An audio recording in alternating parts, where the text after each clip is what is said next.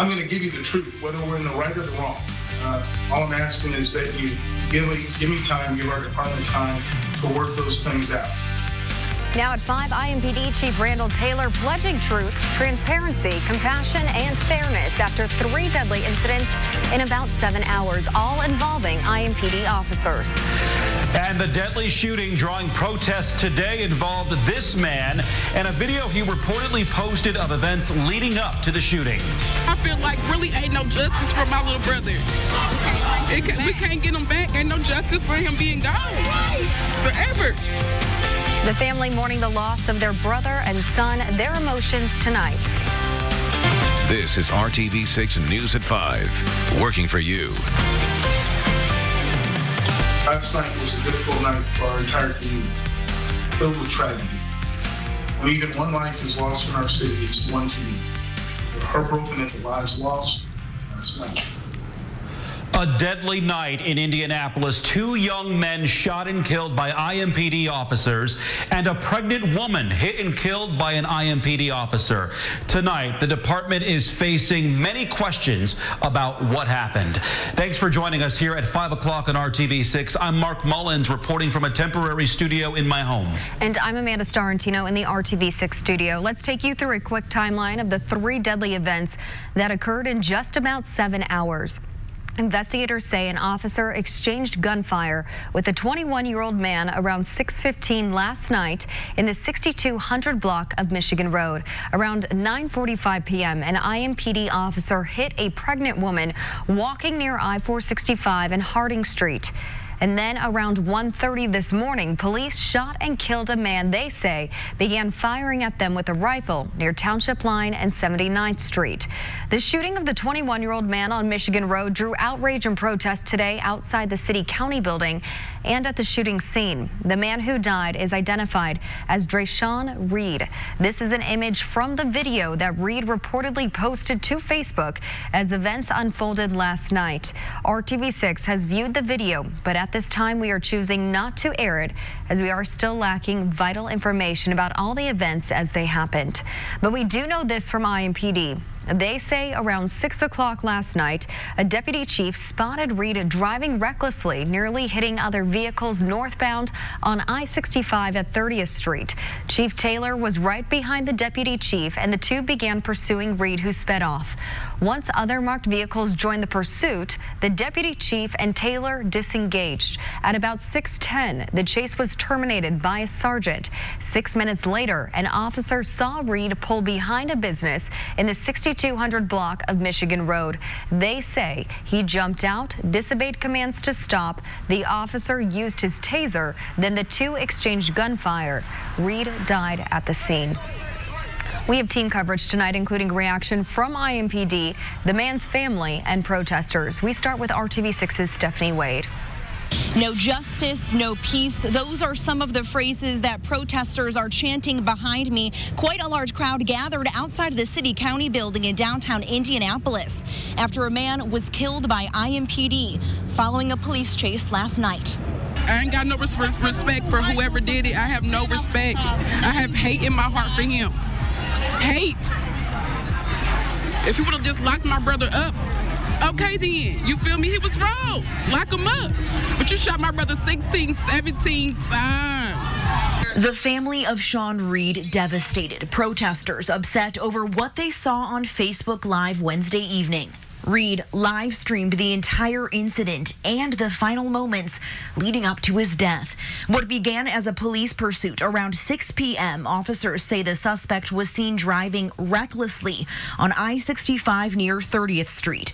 IMPD Police Chief Randall Taylor was actually one of the officers who first spotted the driver.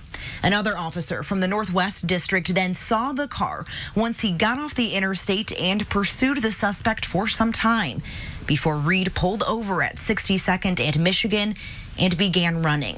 In the video, you hear a buzzing sound like a taser, followed by several gunshots. Then the man falls to the ground. It's just tragic. I just ain't got no respect for the law system here. It's just ridiculous. I mean, it's been going on for too long, and it need to change. Somebody need to put a stop to it, because I mean, just don't kill innocent people like that. IMPD tells RTV6 shots were fired from both the suspect and the black male police officer.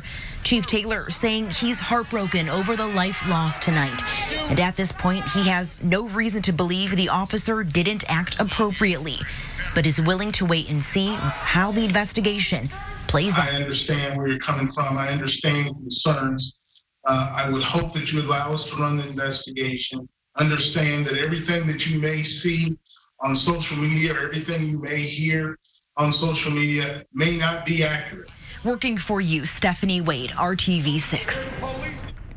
And the shooting is being fully investigated. Chief Taylor promised to be fair and transparent.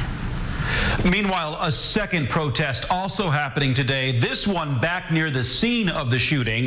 RTV6's Megan Sanctorum was there. She shares the message from the 6200 block of Michigan Road.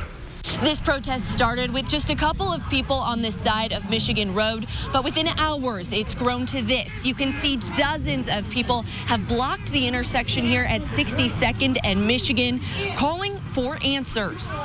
These are the people who say they came out to take a stand and share their message with IMPD, saying they don't think the shooting was justified. Among those in the crowd was a man named Sean Smith. He says he was good friends with Trayshawn Reed. He shared this photo with us and tells us he watched the whole thing unfold on Facebook Live. He says he's not sure why Reed decided to run from officers, but he doesn't think it should have ended this way. But if an officer spotted him, they should have used, other techniques such as commands. Put your hands up, on the ground, those sort of things. There were more officers that was in their pursuit and out here, and I feel like that there was more manpower to subdue him and bring him to justice if that's what they were intending to do. But IMPD tells a different story. They say there was an exchange of gunfire between Reed and officers. People here today say they don't believe that. I'm infuriated by this because I feel like this happened to my son or my brother. You know what I mean? So I'm so steamed. I couldn't sleep last night. I have the right to be a dumb kid and make a stupid decision without dying. We need answers. We need answers. Working for you, Megan Sanctorum, RTV6. Again, RTV6 is not airing the video that has angered so many of the protesters because we are still unclear of the events that led up to the shooting. As we learn additional information, we will continue to reevaluate the video. Our primary focus here is that we have all the facts and information and are fair to all involved. The second deadly shooting happened around 1:30 this morning. Metro Police responding to a burglary in progress near the 2200 block of Wood Glen Drive. That's near 79th and Township Line Road on the north side. And when 4 IMPD officers arrived, they say a man outside the apartment immediately began firing with a rifle. Officers returned fire, killing him. The coroner identified him as 19-year-old Mikhail Rose. Chief Taylor said today that they believe Rose was the one who called 911 and planned to ambush the officers.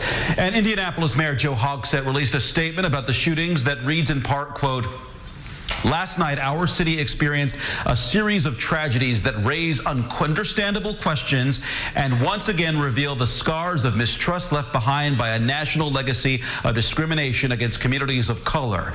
As these incidents are investigated and reviewed by the Marion County Prosecutor's Office, we are committed to ensuring that these processes are transparent and that information is released as it becomes available," end quote. In between the time of the two shootings, there was another deadly incident involving an IMPD officer, and this time on the southwest side. Police say around 9:45, an officer heading into work was north on Harding Street, approaching the I-465 ramp when he hit 23-year-old Ashlyn Lisby, who was pregnant. IMPD says she was walking in a traffic lane wearing dark clothing and street lights were out in the area. The officer immediately began first aid, but the woman and the unborn baby died. For a closer look at all of our coverage of these three developing stories, you can log onto our website, theindychannel.com. Now let's turn to the day's developments in the fight against coronavirus in Indiana. COVID-19 has claimed the lives of 31 more Hoosiers for a total of 1,295 deaths. 650 more people have tested positive and more than 124,000 people have been tested.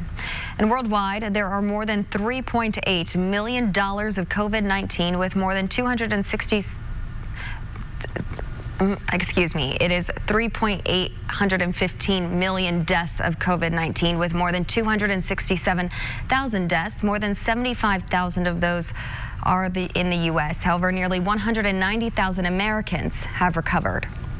And more numbers now. The number of unemployment insurance claims in Indiana continues to decline, but is still thousands higher than the days before COVID-19. About 44,000 unemployment insurance claims were filed in the last week, the lowest since the pandemic began in mid-March. But it is still far greater than the pre-pandemic total of about 2,000 claims per week. So when we look at our call center, our volume is still high, more than 1.3 million call interactions in the month of April. So far in the month of May, we've had about 153,000. Our wait time is still high, and our callback efficiency is improving. Payne said so far they've paid out nearly $1 billion in state and federal unemployment benefits since the beginning of April. And only on RTV6, healthcare workers remain on high alert. COVID-19 continues to take Hoosiers' lives every day. RTV6's Rafael Sanchez introduces us to some of the people working inside a COVID-19 unit. There's no masking the dangers of COVID-19. In this space, nurses and doctors suit up in their efforts to keep people alive. Emotional. It's been an emotional roller coaster. Challenging. Hectic. It's definitely been a crazy ride, just adjusting to all the change. The specialized unit at Johnson Memorial Health has given patients a place to claim victory over the virus. But like a thief, the disease at times takes what it wants, showing no mercy. These people are sick. It's not a joke. People are dying from this disease. Our critical patients are just extremely sick, and they don't have the chance to have their family here with them. So that in itself is just really devastating. And so we've done our best to, FaceTime with families as much as we can and do phone calls and whatnot. But that's hard. That's really hard. Laura Stafford volunteered to work COVID cases. Her husband, Joel, is an active duty captain in the military. He cares for their 3 children on the home front while she's on the front line. And she credits her mom, who's a doctor, for inspiring her to face such challenges. This is our calling. This is why we're here. Suzanne Miller is a respiratory therapist. The death of her grandfather, who suffered with emphysema, motivated her to stand by the side of families during difficult times.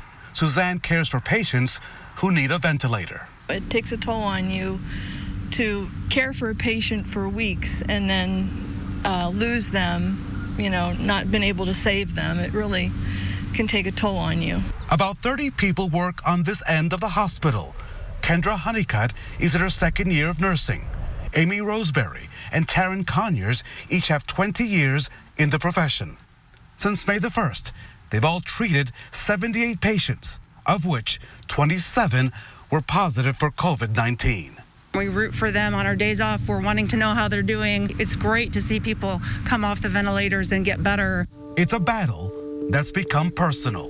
But I'll keep working COVID until this disease has got a cure. Working for you, Rafael Sanchez, RTV6. And Rafael says the women he spoke with have a combined 89 years of experience. Workers afraid to go back to work, what that means for your unemployment benefits if you don't feel safe. And a huge and patriotic sign of support for those taking the lead in fighting coronavirus, why pilots may start telling their passengers to look out the window when flying over Indiana.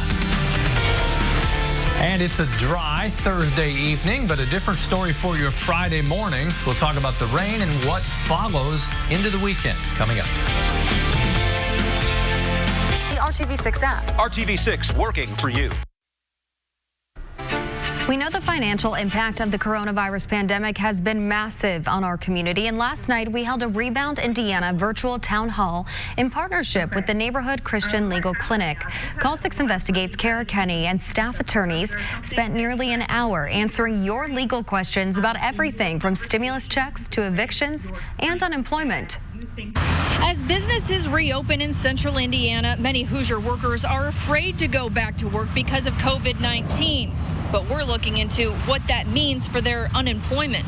They were making an income before COVID-19. Lael Hill is one of hundreds of people who participated in our Rebound Indiana virtual town hall, a partnership with RTV6 and the Neighborhood Christian Legal Clinic. Lael is a social worker. And we are serving families and people that are impacted by COVID-19 and they're unemployed. Her question on our Facebook Live was about a 65-year-old client who has diabetes and is scared to go back to work. But then he's told, I have to go back to work because if I don't go back to work, then I will no longer get unemployment benefits. But yet I'm scared because I'm 65, I have diabetes, and if I go back to work, am I going to catch this illness and am I going to die? For the most part, Indiana workers cannot get unemployment if they feel unsafe going back to work. You do have to be available for work if you're called back by your employer. However, if you are at high risk and have your physician write a letter, send those or produce those to the Department of Workforce Development to explain why at this time you're not able to go back to work yet. The Occupational Safety and Health Act gives workers the right to refuse to work if they believe workplace conditions could cause them serious imminent harm. However, that's an extremely high standard to meet. You can file a complaint with the Indiana Department of Labor about your workplace if you feel unsafe. The Neighborhood Christian Legal Clinic says the one thing they want people to take away is that you do not have to go through this crisis alone. You can reach out to their office, 211, or another organization for help. Reporting in Indianapolis, Kara Kenny, RTV6. And you can view our entire town hall on the RTV6 Facebook page, the RTV6 app, and the IndyChannel.com. A Crawfordsville man is making sure frontline workers know they're appreciated, even from the skies.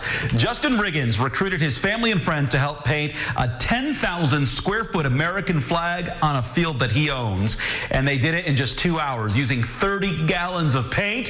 Riggins says he wanted to create something that people could see from the air to remember that there are heroes on the front lines of the coronavirus pandemic.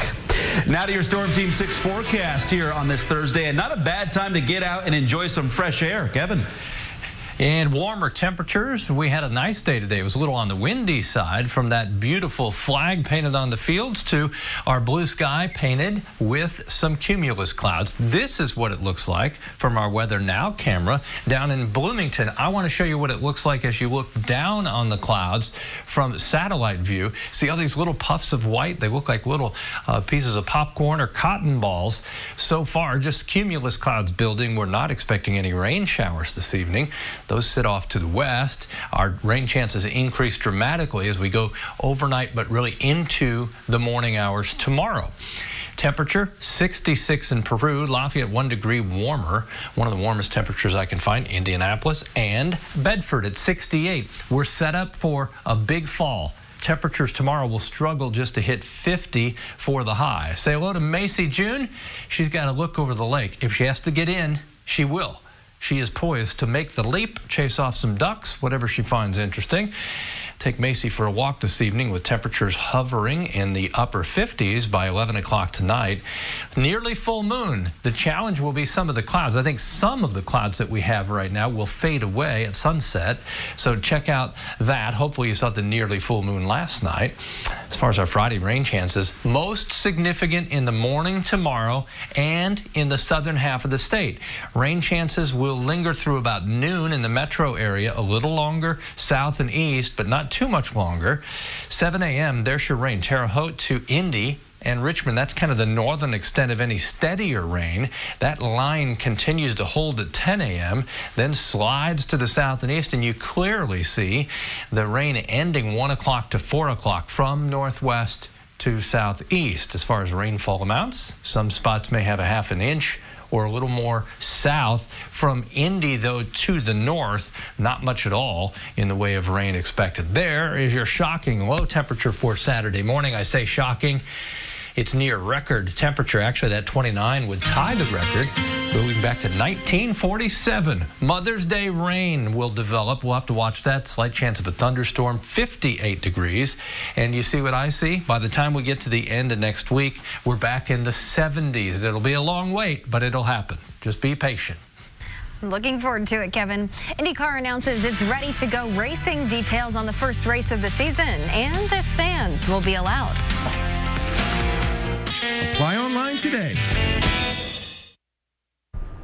IndyCar is getting ready to drop the green flag to begin the start of the delayed IndyCar season. It was announced today the season will begin Saturday, June 6th for the Genesis 300 at the Texas Motor Speedway. Qualifying in the race will take place the same day, but fans will not be allowed. This is a night race set to begin at 8:45. Here's a live look outside, looking west from our tower cam. We'll be back for the news at 6.